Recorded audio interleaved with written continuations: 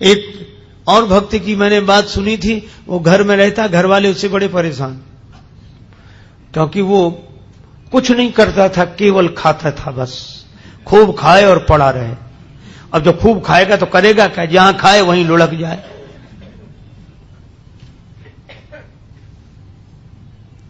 घर वालों ने कहा निकल जाओ यहां से, 2-2.5 सेर खाते हो एक बार में बैठकर, काम कुछ करते नहीं। बेचारा अब जाए कहां। सो एक महात्मा दिखाई दिए मंदिर के बाहर बैठे। महात्मा बड़े तंदुरुस्त थे, महात्मा होते ही प्रसन्न, अपना मस्त। उसने सोचा कि ये खूब खाते होंगे तब तो इतने तंदुरुस्त हैं, मोटे। गया, बोले महाराज, अब तब तक 2-4 उनके चेला निकले साधु, वो लोग भी ऐसे ही आ रहे। बोले यहां तो सब ऐसे ही ऐसे हैं। तो बोला महाराज हमको भी चेला बना लो। महात्मा बोले रहो। मंत्र दे दिया, तुलसी माला पहना दी, नाम रख दिया, काम कुछ नहीं, बस भगवान की पूजा आरती में खड़े रहा करो, राम राम किया करो। और पंगत बोले 2 समय होती, खूब प्रेम से करो। तो मैं 2 पंगत में, तुम 4 पंगत में बैठो, कोई हर्ज नहीं। उसको लगा ये बड़ा अच्छा, कुछ करना ही नहीं, खूब खाने को मिलना, मंदिर में ही रह गया। पर उसे क्या पता कि यहां भी मुसीबत आएगी। एक दिन सवेरे से कुछ बने ही नहीं, भंडार में सब ऐसे ही चूल्हे पड़े ठंडे, कुछ नहीं। महाराज आज कुछ बन नहीं रहा। अरे बोले तुम बताना, आज एकादशी है। तो बोले एकादशी का मतलब न कुछ बनेगा न कुछ मिलेगा। तो वो बोला हमको भी नहीं मिलेगा। बोले हाँ तुम्हें भी। बोले चेला बहुत हैं, उनसे कराओ, हमको काहे को। बोले नहीं वो तो करना ही पड़ेगा तुम्हें। तो बोले हमें अगर आज एकादशी करा दी तो हम तो द्वादशी देख ही नहीं पाएंगे, आज ही शाम तक समाप्त। महात्मा बोले भाई बहुत कठिनाई है महाराज, मैं भोजन के बिना नहीं रह सकता।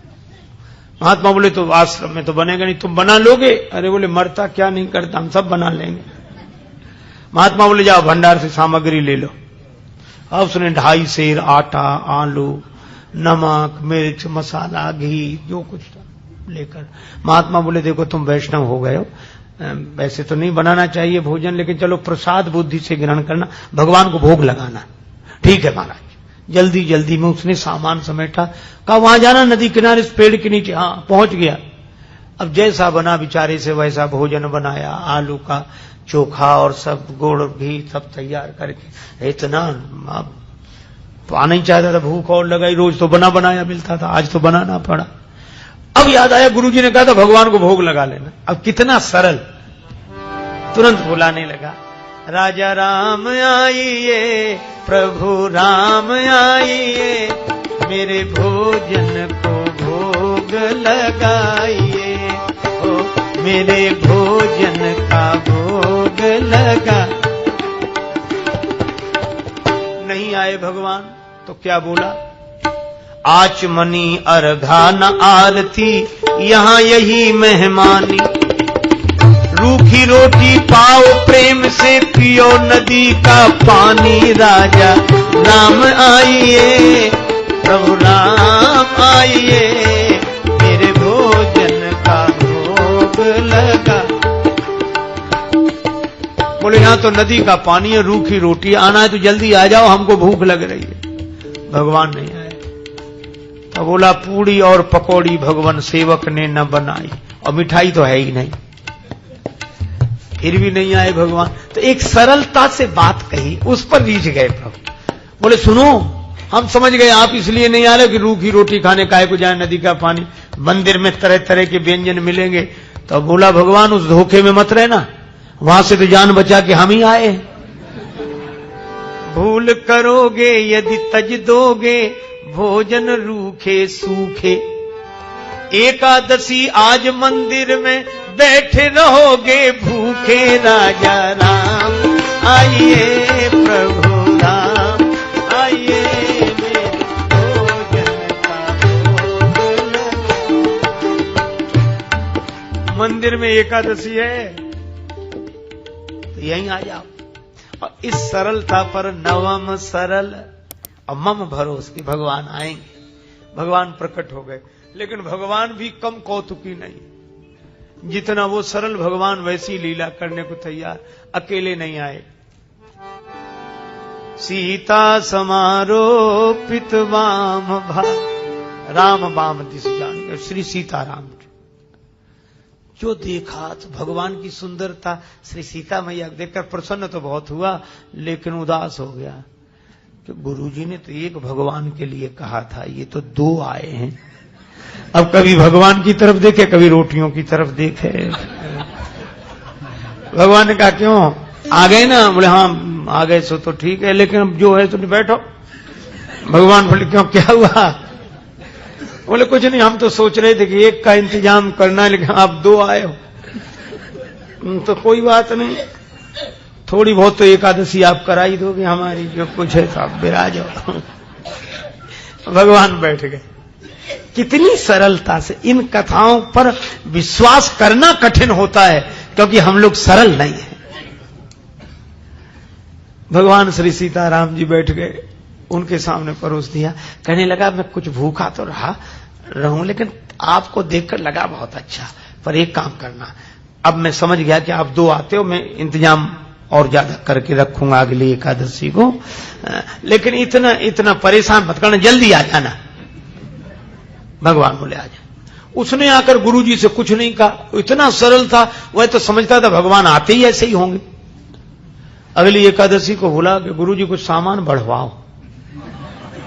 गुरुजी बोले क्यों? बोले वहां दो भगवान आते हैं। गुरुजी ने सोचा भूखा रहा होगा इसलिए कह रहा है। बोले बढ़ा दे, एक सेर आटा और सामान और बढ़ा दो। अब वो 3.5 सेर आटा लेकर और सब बनाया उसने और बुलाया। भगवान तो इंतजार ही कर रहे थे। जैसे ही उसने कहा राजा राम आइए, अब कहने लगा सीता राम आइए, मेरे भोजन का भोग लगाइए, ओ मेरे भोजन का भोग। और सही बात, जैसे ही पुकारा भगवान प्रकट हो गए, लेकिन राम वाम दिस जानकी लखन दाहिनी हो, दक्षिणे लक्ष्मणो यस्य वामे च जनकात्मजा। और जो उसने 3 को देखा सो बोला हद हो गई, एक को बुलाओ तो 2 आते, और 2 का इंतजाम करो तो 3 आते, ये कौन है? भगवान बोले ये हमारे छोटे भाई हैं। छोटे भाई सचमुच है? लगते तो नहीं न स्वरूप से न स्वभाव से, कहीं से पकड़ लाए क्या कोई? बोले नहीं हमारे छोटे भाई हैं। ऐसे क्यों कहते? छोटे भाई हैं। तो हाथ जोड़कर बोला प्रभु बुरा न मानना, छोटे भाई हैं सो अच्छा है, आ गए तो कोई बात नहीं, लेकिन एक बात बताओ, हमने ठाकुर जी के भोग का ठेका लिया है कि ठाकुर जी के खानदान भर का? गुरु जी ने कहा था भगवान को भोग लगाना, 2 आए, अब ये भाई साहब आ गए। अब राम जी खूब हंसे, जानकी मैया खूब, लक्ष्मण जी को लगे अच्छी जगह ले आए भगवान, क्या स्वागत हुआ है आते ही आते। लेकिन वो बोला क्या कहूं, भूखा भले ही रह जाऊं, लेकिन आप लोगों को देखकर मुझे बड़ा अच्छा लगता। अब बैठो, आप तीनों ही बैठो, पाओ जो कुछ है, एक ही ज्यादा है, 2 का इंतजाम तो है ही। पाया कुछ मिला। भगवान खूब हंसते रहे, लक्ष्मण जी भी बहुत बोले। अब जब चलने लगे तो बार बार चरणों में सिर रखे, आंखों में आंसू आ जाए, लगते आप बड़े सुंदर। लेकिन एक काम करो, अगली एकादशी को अभी से बता जाओ कितने आओ, ताकि उतने ही हम इंतजाम कर लें। बस यही झंझट है, बाकी और कोई झंझट है। पहले से बता दिया करो कि कितने हो, तो वैसे इंतजाम कर। भगवान बोले हम आ जाएंगे, हम आ जाएंगे। आया तो भी नहीं कहा गुरु जी से, सोचा कुछ दिन तो आराम से बीते। अब अगली फिर एकादशी, गुरु जी बोला आज एकादशी है, चेला बोला है, उदास क्यों? अरे बोले महाराज वहां बहुत लोग आते हैं, तो क्या करें? बोले हमारा 7 सेर आटा करो कम से कम। 7 सेर? हाँ, और उसी हिसाब से सब सामान। गुरु जी समझ गए इतना तो ये खा नहीं सकता, ये बेचता होगा जरूर। गुरुजी बोले 7 नहीं 8 सिर दे दो, ले जाने दे से। अब पीछे पीछे चलेंगे, देखते हैं क्या करता है। ले गया सारा सामान। पर ये भक्त भी बड़ा विचित्र, सरल आदमी। आज इसने सामग्री रख ली, भोजन बनाया नहीं। सोचने लगा पहले बुलाकर देख लूं कितने हैं, उस हिसाब से बनाऊंगा।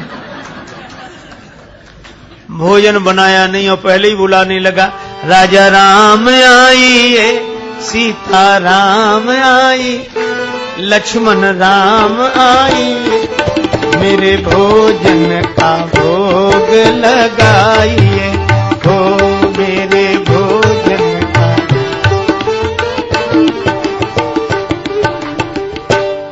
जब जंगल में भक्त ने कीनी प्रेम पुकार, तब ता क्षण में प्रगट भो दिव्य राम दरबार।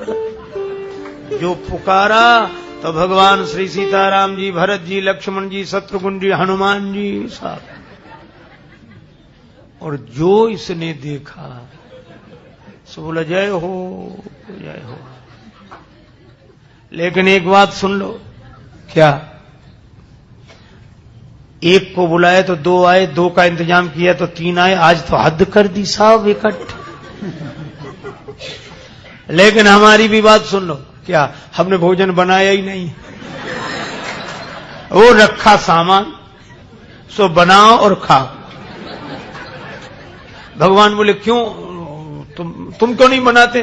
बोले जब हमें मिलने ही नहीं है तो बनाने से क्या लाभ, आप ही बनाओ और पाओ। मोते नहीं बनत बनाए, भोजन आप बना बहु अपने, बहुत दिनन संग पाए, मोते नहीं बनत बनाए, तुम नहीं तजत सुबानी अपनी, हम केते समझाए।